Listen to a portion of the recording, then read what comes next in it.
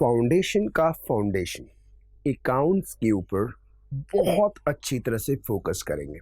हमारा ये सब्जेक्ट है principles and practice of accounts और उसके अंदर चैप्टर 1 है fundamental of accounting. Fundamental of accounting का मतलब क्या होता है? बहुत सिंपल सा पॉइंट। फंडामेंटल का मतलब होता है फंडा। फंडा बोले तो बेसिक। ये चैप्टर मॉड्यूल में नहीं लिखा गया है। फंडामेंटल ऑफ अकाउंटिंग चैप्टर करके अलग से नहीं है, बट हमने सबसे पहले फंडामेंटल ऑफ अकाउंटिंग को रखा है। You know why? अगर बेटा ये जो मैं आपके साथ डिस्कस कर रहा हूँ, ये जो मैं आपके साथ पढ़ा रहा हूँ, अगर आपके दिल में बस गया, जिगर के अंदर आ गया, तो सीए फाइनल तक अकाउंट्स का कंसेप्ट आपके दिल और जहन में बस जाएगा। बस इसको समझ लेना। अगर ये फंडा एकदम क्लियर हो गया तो आपको ज़िंदगी में कभी भी ये अकाउंट्स का बेसिक आपको प्रॉब्लम नहीं करेगा। हाँ, हर चैप्टर के अपने लॉ, रूल्स, रेगुलेशन अच्छा अलग अलग हो सकते हैं, लेकिन ये फंडामेंटल बिल्कुल सेम रहेगा। Are you getting my point? तो ये बिल्कुल अच्छी तरह से करना, ध्यान से करना, कंसेप्चुअली करना और ऐसे करना कि रात को सोते समय भी अगर कोई कहे कि ये क्या होता है तो आप कहो ये होता है। तो हम स्टार्ट कर रहे हैं अपना subject principle and practice of accounting, जो कि सीए फाउंडेशन में पेपर 1 है और ये 100 मार्क्स का आता है। बेटा अगर आपने आज के इस लेक्चर को अच्छी तरह से समझ लिया तो 100 मार्क्स की फाउंडेशन रख दी गई, बुनियाद रख दी गई। ध्यान से इसमें हम अकाउंटिंग के कंप्लीट फंडामेंटल को पढ़ेंगे। फंडामेंटल बोले तो बेसिक। ओके, अब एक छोटी सी बात, अब शुरुआत कर ही देते हैं। आप कहेंगे कि साहब करेंगे, करो तो सही, आराम से। तो बोलिए इस सब्जेक्ट का नाम क्या है? इस सब्जेक्ट का नाम क्या है बताइए। इस सब्जेक्ट का नाम क्या है? बोलिए अकाउंट्स। अब बताइए अकाउंट्स को हम हिंदी में क्या कहते हैं?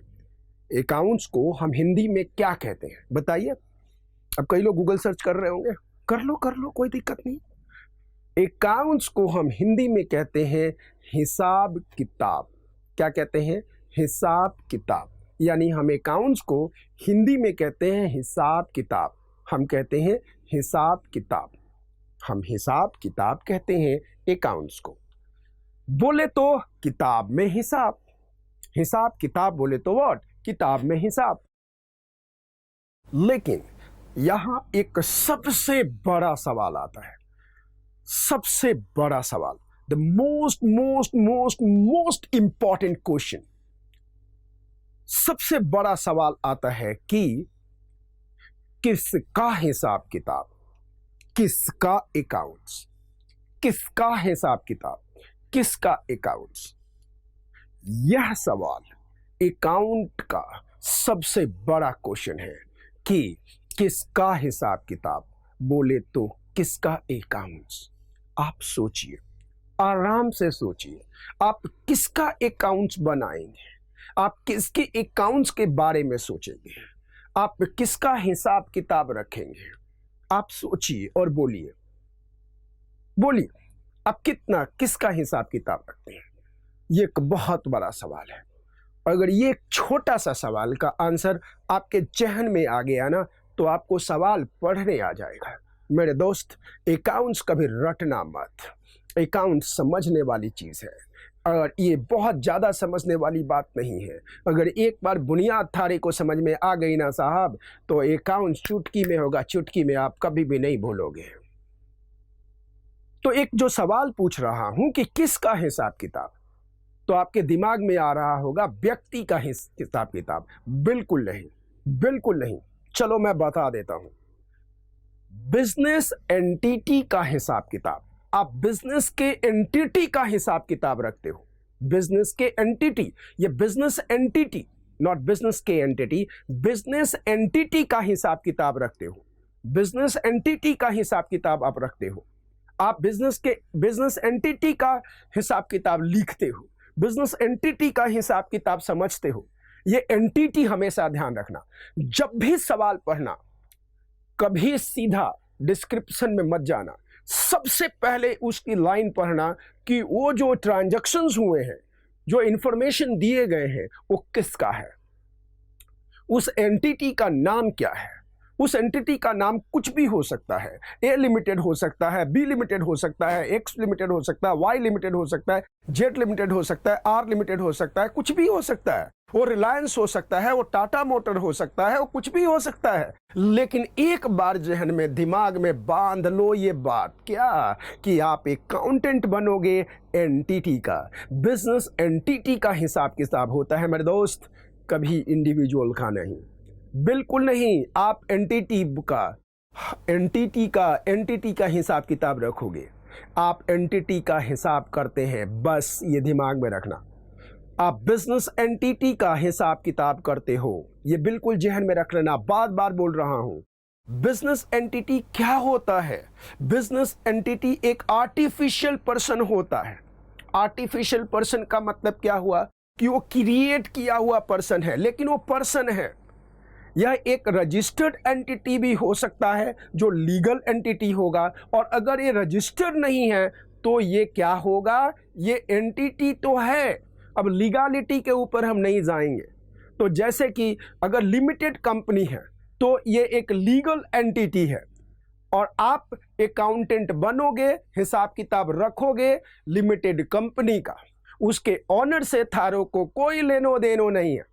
आप अकाउंटेंट हो सिर्फ कंपनी का, उस लिमिटेड कंपनी का, इसको दिमाग में रख लो। उसी तरह से एंटिटी प्राइवेट लिमिटेड भी हो सकता है, और ये प्राइवेट लिमिटेड अगर एंटिटी है तो ये भी एक लीगल एंटिटी होगा, क्योंकि ये कानून की तरह रजिस्टर्ड है। Even partnership form can be a legal entity, यानी अगर रजिस्टर्ड है तो, नहीं है तो रजिस्टर्ड नहीं है तो लीगल नहीं है, लेकिन एंटिटी तो है। आपको अकाउंटेंट बनने के लिए लीगलिटी से कोई लेना देना नहीं है। आपको ये बात दिमाग में रखना है, ये बात यहां पे घुसा देनी है कि आप अकाउंटेंट हो तो किसके, एक एंटिटी के हो। और अगर आप सवाल पढ़ोगे तो हमेशा एक बात ध्यान रखना कि सबसे पहला लाइन आप पढ़ोगे कि जो इंफॉर्मेशन दी गई है वो किसकी है, क्योंकि आप उसी के अकाउंटेंट हो। आपकी सोच उसी के साथ बदलेगी, आपकी सोच सिर्फ एंटिटी के लिए होगी बस, और किसी से लिए नहीं होगी। अब जैसे कोई अनरजिस्टर्ड सोल प्रोप्राइटरशिप फर्म है। सोल प्रोप्राइटरशिप क्या है? एक बंदा आज उठा, बोला मैं पान का दुकान खोलूंगा, उसका नाम है दिनेश चौरसिया। उसने एक पान का दुकान का नाम रखा चौरसिया पान भंडार। तो लो जी, ये चौरसिया पान भंडार है और ये जो है दिनेश चौरसिया है। अब बताओ, ये जो चौरसिया पान भंडार है, आप बताओ, आप अकाउंटेंट किसके हो? आप दिनेश चौरसिया के अकाउंटेंट हो? आप दिनेश चौरसिया के अकाउंटेंट हो? दिनेश चौरसिया के अकाउंटेंट हो या चौरसिया पान भंडार के हो? सोचो, आराम से सोचो मेरे दोस्त।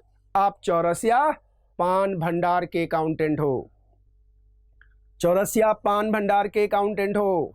आप दिनेश चौरसिया के अकाउंटेंट नहीं हो। दिनेश चौरसिया ये खड़ा है, देख रहे हैं आप इसके अकाउंटेंट नहीं हो। ये दिनेश चौरसिया के आप अकाउंटेंट नहीं हो। आप किसके अकाउंटेंट हो? चौरसिया पान भंडार के अकाउंटेंट हो। आप चौरसिया पान भंडार के बारे में सोचोगे, उसके संदर्भ में सोचोगे, उसके रेफरेंस में सोचोगे, उसके एंगल से सोचोगे। उस चौरसिया पान भंडार के लिए जिस तरह से दुनिया में कोई थर्ड पार्टी हो सकता है, उसी तरह से ये जो व्यक्ति है दिनेश चौरसिया, ये भी एक थर्ड पर्सन है। बस एक थर्ड पर्सन है, ध्यान रखना। यानी कि आप जब अकाउंटिंग करोगे तो आप किसके नज़र से सोचोगे? ट्रांजैक्शन की एनालिसिस करोगे तो किसके नज़र से सोचोगे?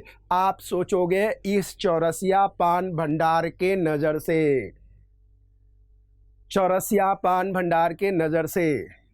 तो ध्यान से देखिएगा, अगर कोई ट्रांजैक्शन हुआ इन बिटवीन चौरसिया पान भंडार एंड दिनेश चौरसिया, तो इसमें बताओ एक ही पर्सन हुए या दो पर्सन हुए? दो पर्सन हुए।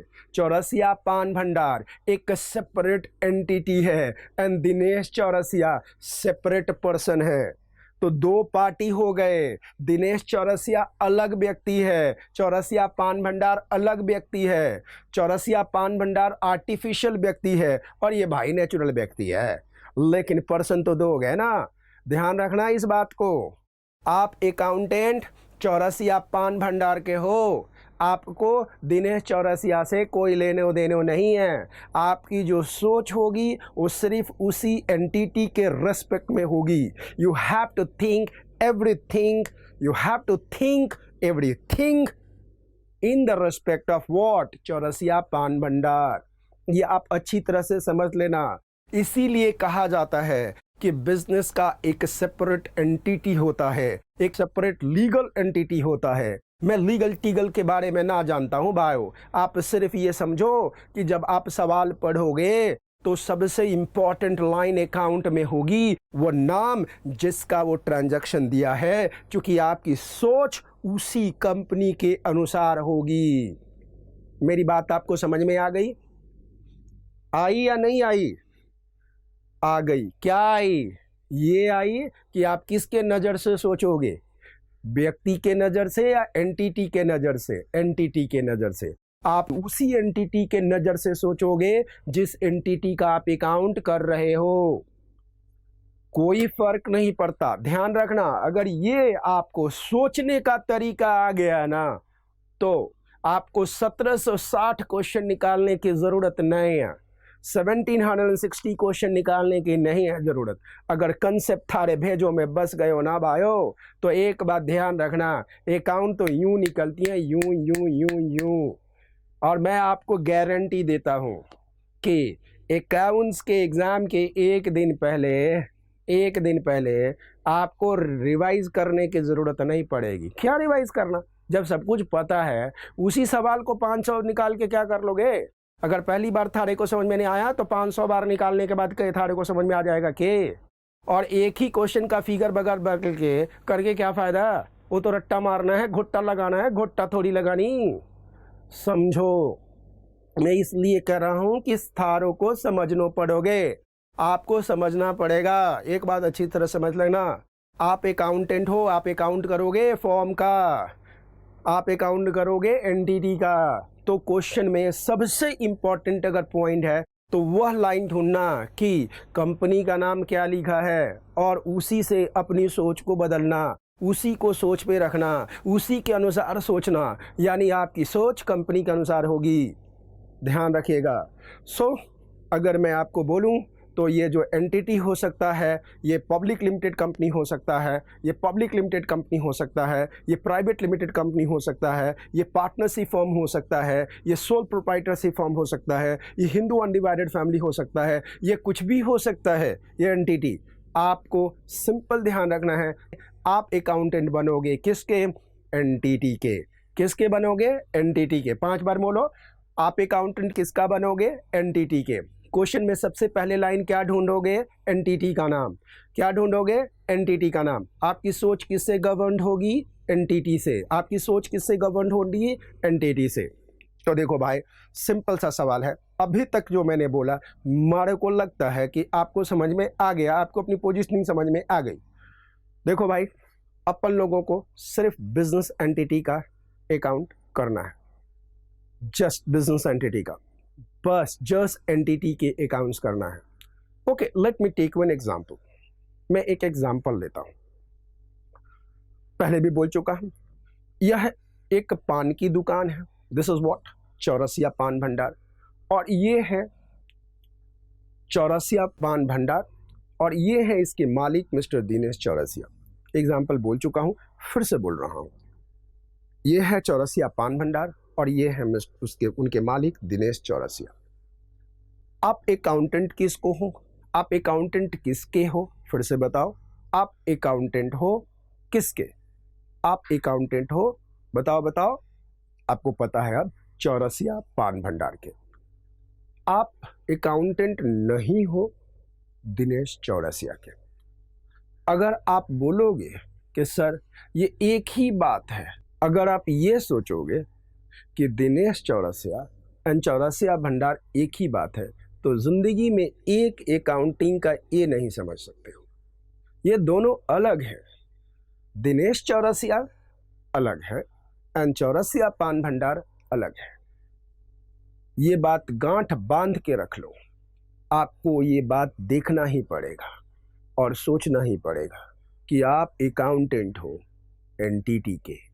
ये बात गांठ बांध कर लिख लो कि आप सिर्फ एवं सिर्फ एनटीटी के अकाउंटेंट हो। आप दिनेश चौरसिया के अकाउंटेंट नहीं हो। दिनेश चौरसिया एक अलग पर्सन है, जस्ट बाकी के बहुत सारे लोगों की तरह, जैसे डेटर्स हो या क्रेडिटर हो या एनी अदर पर्सन, आप उसके तरह हो। अब मुझे नहीं पता कि आपको डेटर का मतलब पता है या नहीं पता, बट मुझे लगता है आपने पढ़ा होगा 11th-12th में, तो पता ही होगा। लेकिन फिर भी मैं एकदम क्रिस्टल क्लियर करके जा रहा हूँ। जैसे अगर कोई एनटीटी से उधार माल लेता है, खरीदता है, तो उसको हम डेटर कहते हैं। ठीक उसी प्रकार से देखो, एनटीटी से खरीदता है उधार पे, क्रेडिट पर, तो वो कंपनी एनटीटी के लिए डेटर हुआ। अगर कोई व्यक्ति एनटीटी को बेचता है उधार पे, क्रेडिट पे, तो एनटीटी के लिए क्रेडिटर हुआ। बहुत सिंपल सा सवाल है। एनटीटी के लिए अगर कोई व्यक्ति देनदार है तो डेटर हुआ। एनटीटी के लिए कोई व्यक्ति लेनदार है तो क्रेडिटर हुआ। सोचने का तरीका सिर्फ एनटीटी से ही शुरू होगा। जिस तरह से एनटीटी के लिए डेटर और क्रेडिटर है, ठीक उसी प्रकार से एनटीटी के लिए दिनेश चौरसिया है जो मालिक है। हम मालिक को प्रमोटर कहते हैं। तो यहाँ पे कंपनी के नज़र में लोगों के नाम हैं, लोगों के नाम डेटर हैं, लोगों के नाम क्रेडिटर हैं, लोगों का नाम प्रमोटर है। तो दिनेश चौरसिया प्रमोटर होगा, लेकिन दिनेश चौरसिया पान भंडार नहीं है। आप अकाउंटेंट चौरसिया पान भंडार के हो। आपको आपकी थॉट्स, आपकी नज़र, आपके एंगल, सब कुछ चौरसिया पान भंडार की नज़र से करना पड़ेगा। हमारी बात थारे को समझ में आ रही है ना? ध्यान से समझना। जिस प्रकार से डेटर है, क्रेडिटर है, उसी प्रकार से दिनेश चौरसिया को हम प्रमोटर कहते हैं। हमारे एनटीटी के लिए, क्योंकि हम अकाउंटेंट किसके हैं? चौरसिया पान भंडार के। चौरसिया पान भंडार के लिए ये दिनेश चौरसिया जस्ट एक पार्टी है, सिर्फ एक पार्टी, इससे ज़्यादा कुछ नहीं।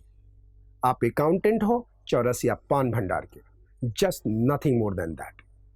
सो हिसाब किताब के लिए आपकी सारी सोच सिर्फ एनटीटी के लिए होगी। हिसाब किताब के लिए, मतलब अकाउंट्स के लिए, आपकी सोच सिर्फ एनटीटी के लिए होगी। आप एनटीटी के एंगल से ही सोचोगे, यानी चौरसिया पान भंडार के एंगल से सोचोगे। अगर आप टाटा मोटर के अकाउंटेंट हो तो टाटा मोटर के एंगल से सोचोगे। आप इन्फोसिस के अकाउंटेंट हो, आप इन्फोसिस के नज़र से सोचोगे। आप हर इम्पैक्ट जो ट्रांजैक्शन हुआ उसके हर इम्पैक्ट को ये एनालाइज करोगे कि इस एंटिटी पे उस ट्रांजैक्शन का क्या फ़र्क पड़ा, उस इवेंट का क्या फ़र्क पड़ा, उस घटना का क्या फ़र्क पड़ा इस एंटिटी पे, जिस एंटिटी के आप अकाउंटेंट हो। यानी हर घटनाओं को जो कंपनी में कुछ भी हुई है, आप उसके हर ट्रांजैक्शन के इम्पैक्ट को एनालाइज करोगे कि कंपनी पे क्या फ़र्क पड़ा, यानी उस घटना के कारण कंपनी पे क्या फ़र्क पड़ा। आप चौरसिया पान भंडार के अकाउंटेंट हो सकते हो, आप टाटा मोटर के हो सकते हो, आप इन्फोसिस के हो सकते हो, आप रिलायंस इंडस्ट्रीज के हो सकते हो। आपकी सोच हर ट्रांजैक्शन पे देखना है कि जो घटनाएं हुई, जो ट्रांजैक्शन हुआ, जो इवेंट्स हुआ, उसका इस कंपनी पे क्या फ़र्क पड़ा और इस कंपनी के अंदर किस चीज़ पे फ़र्क पड़ा।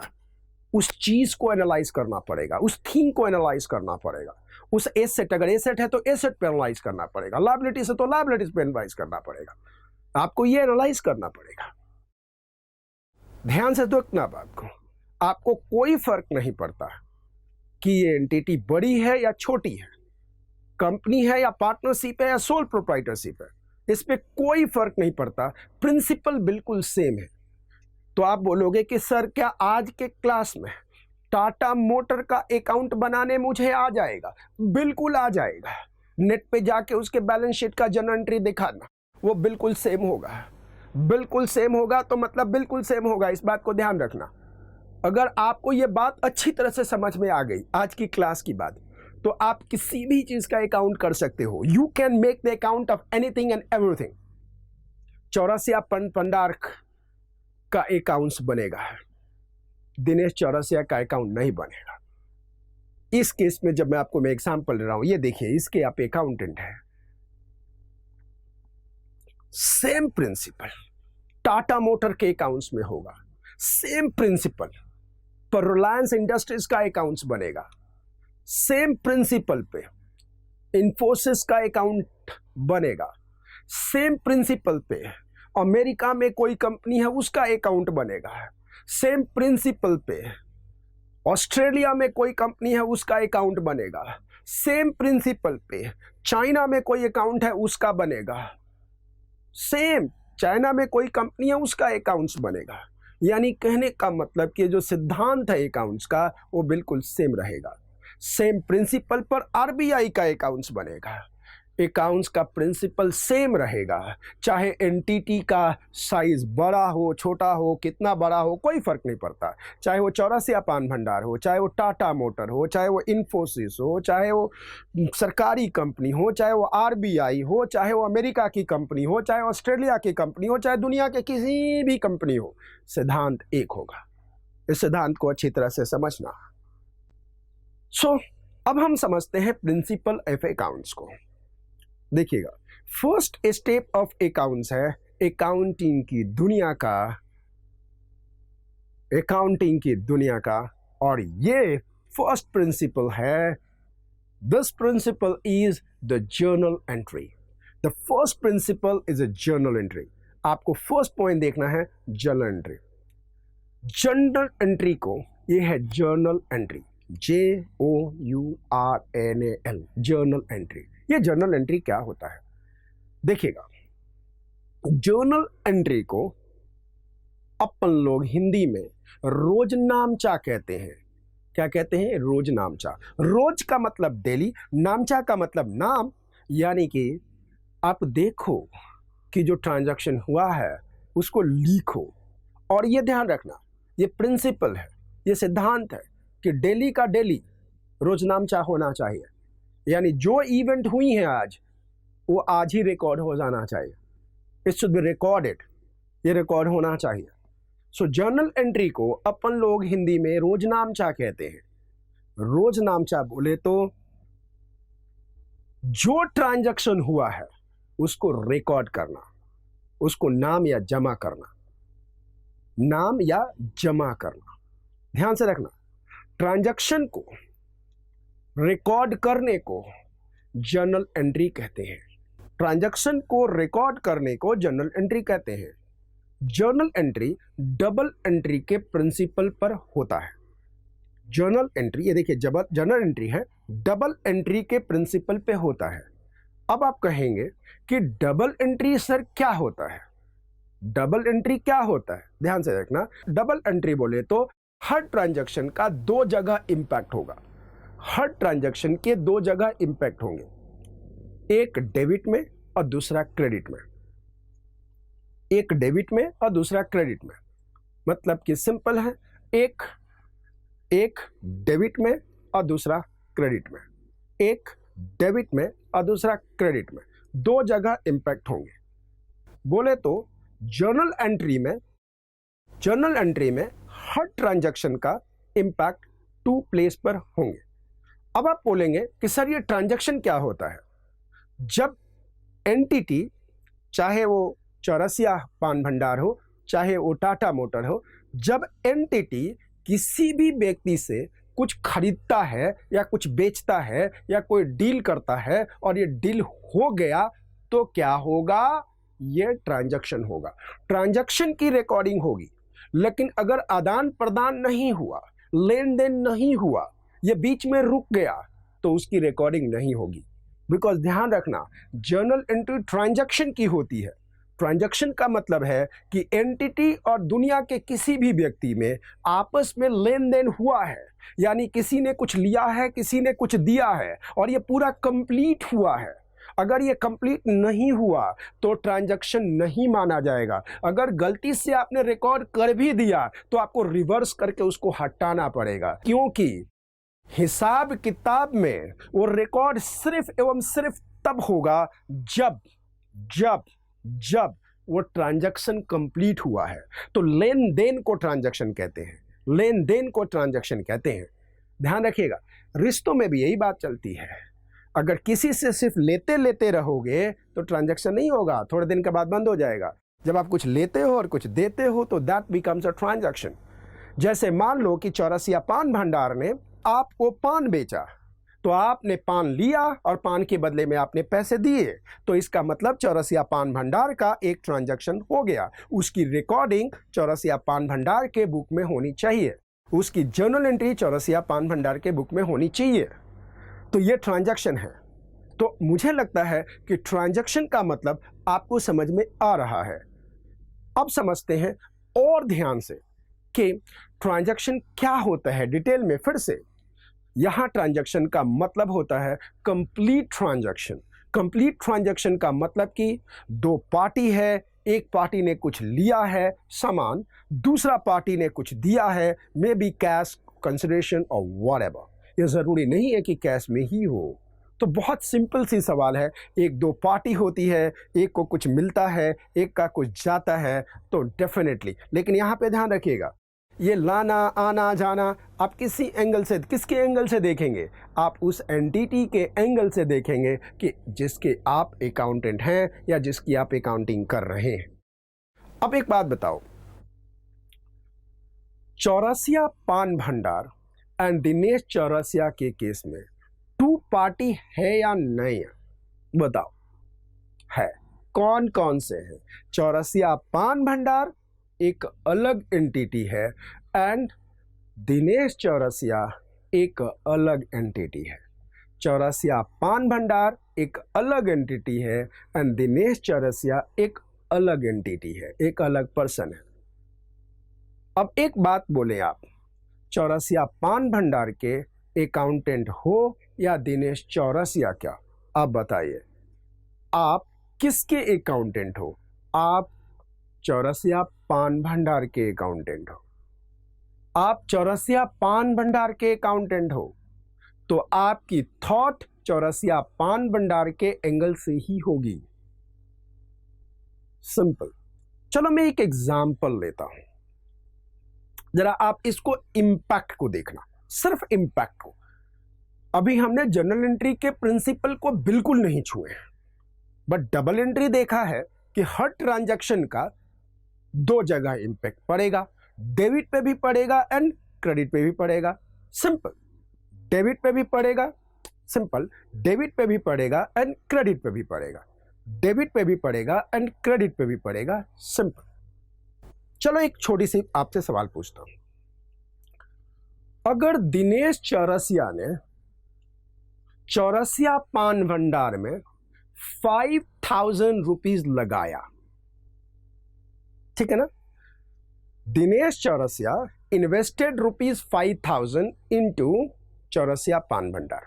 5,000 रुपीज इन्वेस्टेड, ध्यान से नॉर्मल इंग्लिश देखिए, दिनेश चौरसिया इन्वेस्टेड ₹5,000 इनटू चौरसिया पान भंडार। और सिंपल करते हैं, चौरसिया पान भंडार विथ ₹5,000। अब बताओ आप किसकी नज़र से सोचोगे इम्पैक्ट एनालाइज करने के लिए? दिनेश चौरसिया के नज़र से या चौरसिया पान भंडार के नज़र से? चौरसिया पान भंडार के नज़र से। क्या सोचोगे? Cool chill, no problem. आप ये सोचोगे कि क्या इफेक्ट पड़ा, अब बताओ, ये है चौरसिया पान भंडार। इस चौरसिया पान भंडार को 5,000 रुपया मिला है या गया है? मिला है। तो सिंपल, आप सोचोगे कि इसके पास कैश आया है, और सामने कौन खड़ा हुआ? लेनदार। लेनदार कौन है? प्रमोटर। प्रमोटर कौन है? प्रमोटर कौन है? दिनेश चौरसिया। यानी कि चौरसिया पान भंडार से इसको लेना है, चौरसिया पान भंडार से लेना है, बस सिंपल। चौरसिया पान भंडार से इसको लेना है, बस। दिनेश चौरसिया इस चौरसिया पान भंडार में एक सिंपल पर्सन है, बस, ऐसे ज्यादा कुछ भी नहीं। इसको हम प्रमोटर कह सकते हैं कि ये प्रमोटर है, ये मालक है। तो बिजनेस पे क्या फर्क पड़ा, यानी चौरसिया पान भंडार पे क्या फर्क पड़ा? चौरसिया पान भंडार में 5,000 रुपया आ गया। आपको ऐसे ही एनालाइज करना है कि जो बिजनेस है, जिस बिजनेस के आप अकाउंटेंट हो, उसके सेहत पे क्या फर्क पड़ता है, उसके अंदर क्या फर्क पड़ता है। बस आपकी सारी थॉट उसी की नजर से होनी चाहिए। मेरे दोस्त, अगर ये छोटी सी कंसेप्ट आपके दिमाग में घुस गई ना, तो विश्वास करना, आप एक एक एंट्री की रेट लगा सकते, क्योंकि ये आपको समझ में आ जाएगा, आपके चेहन में आ जाएगा कि बात हो कहां रही है, बात चल कहां रही है, बात शुरू कहां से हुई और इसका अंत क्या होना चाहिए। आपको यह बात समझना है। हमारी बात तो समझ रहे हो ना? तो ये जो चौरसिया पान भंडार है, उसके आप अकाउंटेंट हो, आपको यह देखना है कि उसमें क्या हुआ। एक बार फिर से बोलता हूं, इंपैक्ट ये पड़ा कि चौरसिया पान भंडार के अकाउंट में 5,000 आ गया या बढ़ गया, एंड ये दिनेश चौरसिया से आया। दिनेश चौरसिया के ऊपर क्या फर्क पड़ा, उससे अपन को कोई लेना देना नहीं है। आप तो चौरसिया पान भंडार के अकाउंटेंट हो ना, काहे को दिनेश चौरसिया के बारे में चक्कर पड़ना है? अरे भाई, हमारी सारी सोच सिर्फ चौरसिया पान भंडार के लिए है। तो आपको दिनेश चौरसिया के बारे में नहीं सोचने का, बिल्कुल नहीं सोचने का। आपको सिर्फ सोचने का है चौरसिया पान भंडार के एंगल से सोचना है। जस्ट दिनेश चौरसिया जस्ट एक पार्टी है, जैसे कि बाकी लोग पार्टी हैं। वो जस्ट एक पार्टी है जिसे एनटीटी को 5,000 रुपीज मिला है, बाद में एनटीटी दे भी देगा। आपको सिर्फ एवं सिर्फ एनटीटी के नजर से सोचना है। तो मुझे लगता है कि आपकी अपनी पोजीशनिंग आपको समझ में आ गई। फिर भी ध्यान से रखना, सबसे पहले आपको अपनी पोजीशन डिसाइड करनी होगी, तभी आप अकाउंट लिख पाएंगे। पोजीशन बोले तो आप किस कंपनी के अकाउंटेंट हैं, आप किस कंपनी का अकाउंटिंग कर रहे हैं। इस एग्जाम्पल में अगर देखें तो चौरसिया पान भंडार के आप अकाउंटेंट हैं। आप हो सकते हैं अकाउंटेंट, आप अकाउंट मेंटेन कर सकते हैं रिलायंस इंडस्ट्रीज का, टाटा मोटर का, एनी अदर कंपनी, XYZ, किसी भी कंपनी का। लेकिन आपकी सोच हमेशा उस एंटिटी के लिए होगी जिसके आप अकाउंटेंट हैं। अगर ए लिमिटेड के अकाउंटेंट हैं तो आप सिर्फ ए लिमिटेड के एंगल से ही सोचेंगे कि ए लिमिटेड पे ट्रांजैक्शन का इंपैक्ट क्या पड़ा। आपने गलती से भी अगर बी लिमिटेड के बारे में सोच लिया, इससे कोई डीलिंग हुई है, तो जिंदगी में कभी भी आप अकाउंट नहीं बना सकते। आपकी नजर सिर्फ ए लिमिटेड पे होगी कि हर ट्रांजैक्शन का ए लिमिटेड पे क्या इंपैक्ट पड़ा है, बस। आप जिस कंपनी के अकाउंटेंट है, आप उसी कंपनी के रेफरेंस में सोचेंगे कि उस ट्रांजैक्शन के कारण क्या इंक्रीज हो रहा है, क्या डिक्रीज हो रहा है, क्या बढ़ रहा है, क्या घट रहा है। आप सिर्फ उसी कंपनी के संदर्भ में सोचेंगे, उसी कंपनी के रेफरेंस से सोचेंगे कि ट्रांजैक्शन का इंपैक्ट क्या होता है, क्या हुआ है। चलो, इस पे बहुत बात हो गई। अब तो आपके दिमाग में आ ही गया होगा कि आप किसके नजर से सोचेंगे।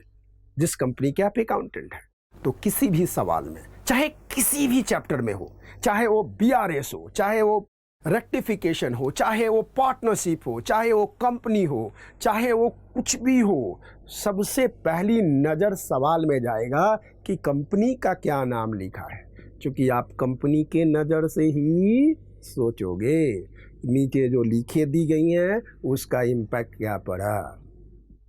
चलो, एज्यूम करते हैं कि आप ए लिमिटेड के अकाउंटेंट हो और आपको जर्नल एंट्री पास करना है, मतलब रोजनामचा लिखना है, तो आप किसकी नज़र से सोचोगे? आप ए लिमिटेड के नज़र से सोचोगे। ए लिमिटेड के बुक में जर्नल एंट्री पास करोगे। क्या करोगे? ए लिमिटेड के बुक में जर्नल एंट्री पास करोगे। अब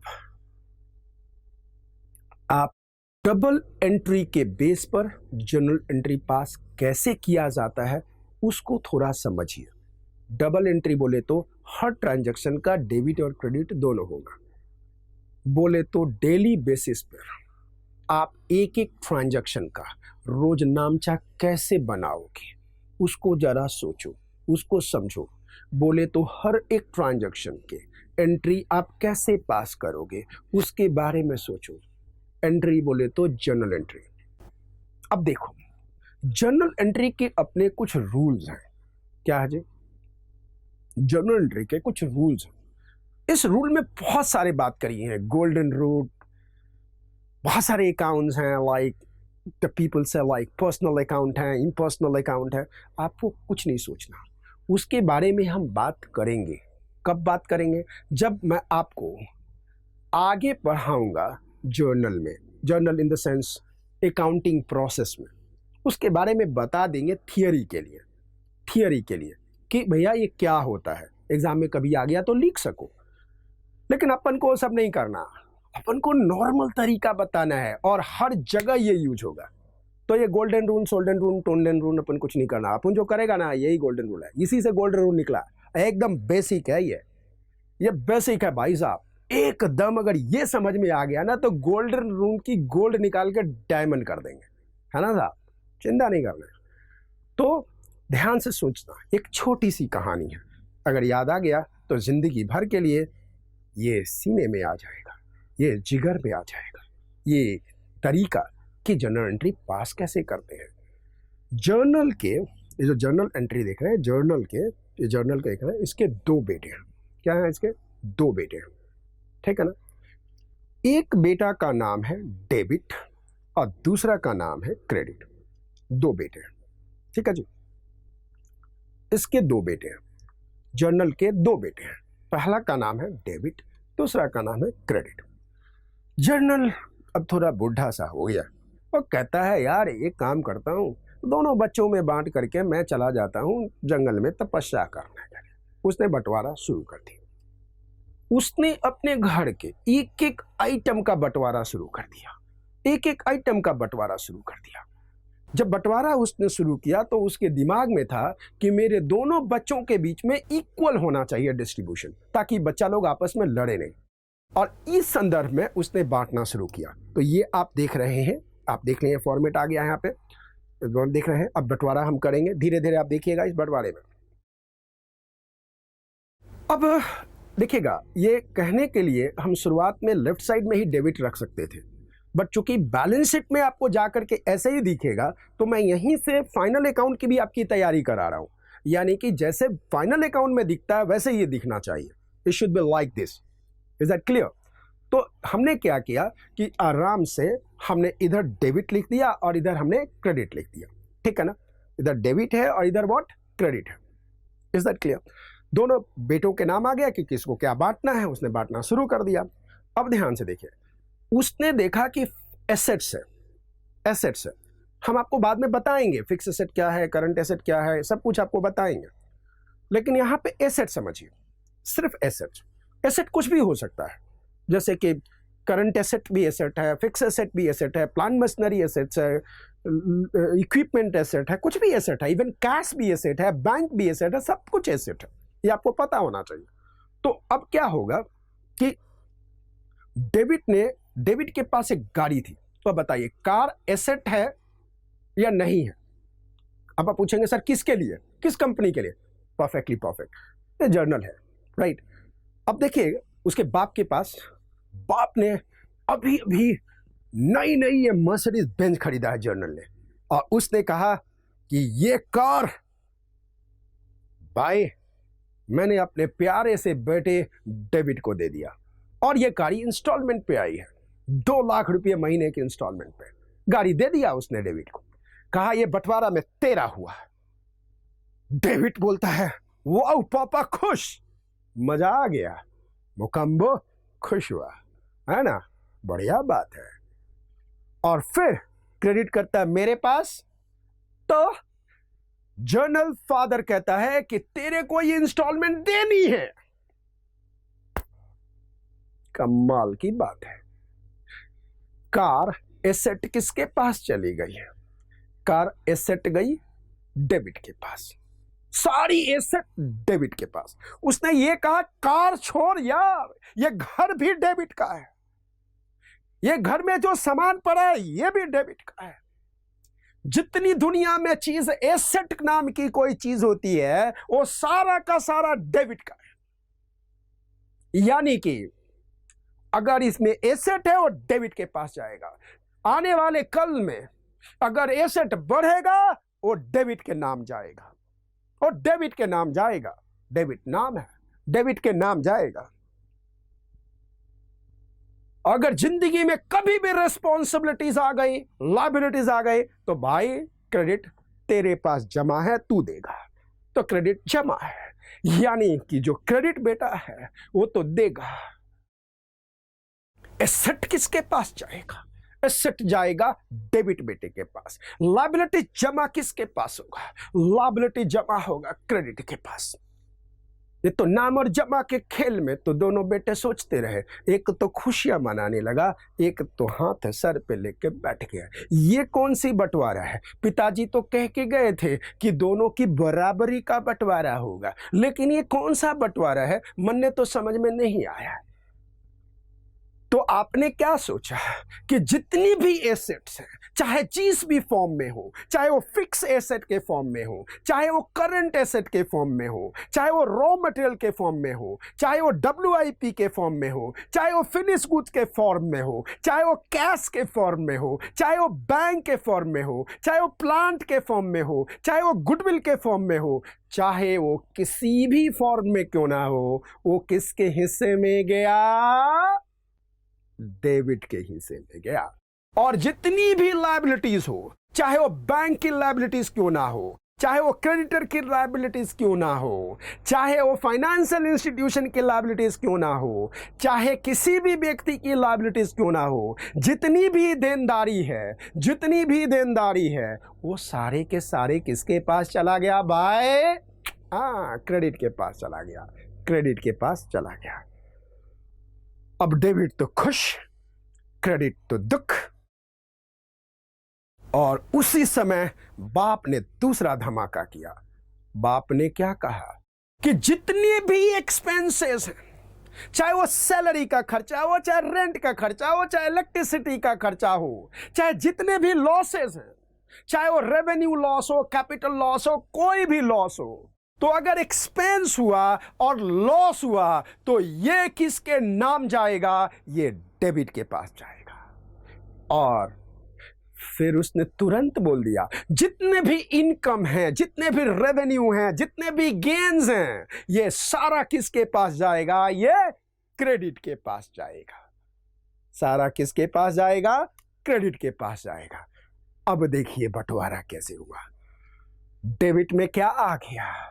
डेबिट में आ गया, डेबिट में आ गया all asset and all expenses and losses. ले बेटा, क्रेडिट में क्या आ गया? All liabilities, all liabilities, all liabilities and all revenue, income and gain, सब इसके पास आ गया। अब बताओ ये दोनों साइड अब इक्वल हुआ या नहीं हुआ? ये इक्वल हो गया, ये इक्वल हो गया। और यही कारण है कि जब भी बैलेंस करोगे दोनों इक्वल होगा, क्योंकि जर्नल ने बंटवारा बिल्कुल सही किया था। जर्नल ने बंटवारा बिल्कुल सही किया था। तो जर्नल ने बिजनेस की दुनिया में जितने भी एसेट्स हैं उसने डेबिट को दे दिया, जितने भी एक्सपेंसेस हैं, लॉसेस हैं, उसने क्या कर दिया? डेबिट को दे दिया। जितने भी लायबिलिटीज हैं उसने क्रेडिट को दे दिया, एंड जितने भी रेवेन्यू, सेल्स और इनकम है क्रेडिट को दे दिया। और इस तरह से ये बंटवारा बिल्कुल सही हो गया। Is that clear? सो आपको अगर ये बात समझ में आ गई ना, ये ज़रा ध्यान से देखिएगा, मैं इसको 5 बार बोल देता हूँ और इसको ध्यान रखिएगा, क्योंकि यहीं से बेटा अगर आपको ये थोड़ी सी बात समझ में आ गई ना और दिल में बात बस गई ना, फाइनल अकाउंट खत्म, पार्टनरशिप खत्म, कंपनी अकाउंट खत्म। अभी मुश्किल से हाफ एन आवर में सब खत्म। ऐश करो, खेलो और एग्जाम में जाके 100 नंबर आएगा है? एकदम 100 नंबर आएगा, ना आने का सवाल ही नहीं पता होगा भाई, एकदम आएगा। मन ने बोल रहा है ना तारो को, आएगा। बस यही 4 लाइन याद करने हैं। डेबिट में 2 आइटम, क्रेडिट में 2 आइटम, पूरा अकाउंट खत्म, पूरा अकाउंट खत्म, फिनिश्ड। डेबिट में क्या है भाई साहब? All assets, all expenses and losses. Credit के हिस्से में क्या है साहब? All liabilities, all revenue, income and gain. फिर से बोलता हूं, बोलो ना जरा। डेबिट में क्या है item? All assets, all expenses and loss. Credit में क्या है साहब? All liabilities, all revenue, income and gain. फिर से बोलो, डेबिट में क्या है साहब? डेबिट के हिस्से में क्या क्या है साहब? All assets, all expenses and losses. Credit के हिस्से में क्या है साहब? All liabilities, all revenue, income and gain. Revenue अलग है, इनकम अलग है, गेन अलग है। बाद में अपन लोग चर्चा करेगा इसके बारे में, अभी तो बंटवारा हो रहा है ना, अपन बंटवारा को देखने का है। तो फिर से बोलिएगा, डेबिट के हिस्से में क्या है साहब? All asset, all expenses and losses, all assets, all expenses and losses. Credit के हिस्से में क्या है साहब? All liabilities, all revenue, income and gains. Debit के हिस्से में क्या है साहब? All assets, all expenses and losses. Credit के हिस्से में क्या है साहब? All liabilities, all revenue, income and gain. बस यही है 4 आइटम आप देख रहे हैं साहब। अब तो याद हो गया ना? जिगर के पास, दिल के पास आया ना? आप लिख लोगे ना? भाई साहब एक छोटी सी बात बोल रहा हूँ, अगर जिस दिन आपने फंडामेंटल को पकड़ लिया ना, तो आप कभी डूबोगे नहीं, डूबोगे नहीं। ये बेसिक है, ये फंडा है। कभी अकाउंट रटोगे नहीं, अकाउंट कभी रट नहीं सकते यार। अब पर तो ये इधर आएगा, ये इधर आएगा, अरे भाई मेरे को क्या पैसा किधर आएगा किधर आएगा, ऊपर नाम बदल दो सब खत्म हो जाएगा। ऐसा थोड़ी होता है, आप समझो ना। और समझना तो एक ही बार है भाई साहब, बार बार सवाल थोड़ी लगानी है। हमारी बात समझ में आ रही है ना? हाँ, ध्यान से समझना इसको। ये 4 आइटम पे पूरा अकाउंट टिका हुआ है, पूरा अकाउंट, चाहे कंपनी अकाउंट, चाहे पार्टनरशिप, चाहे बीआरए, चाहे रेक्टिफिकेशन, कुछ भी कर लो, इसी पे टिका हुआ है, इसी पे। अब आगे बढ़ते हैं। आप कहोगे कि सर थोड़ा आगे भी बढ़ो, ये तो दिल में आ गया, जिगर में उतर गया, एकदम आत्मा में परमात्मा का मिलन हो गया, अब तो आगे बढ़ो। चलो बढ़ता हूं। रूल्स फॉर जर्नल एंट्री को ध्यान रखना, ऊपर के कंसेप्ट पर ही टीका है। रूल्स ऑफ जर्नल एंट्री और रूल्स ऑफ एंट्री और रूल्स ऑफ अकाउंट्स ऊपर के फैक्ट पर ही टीका है।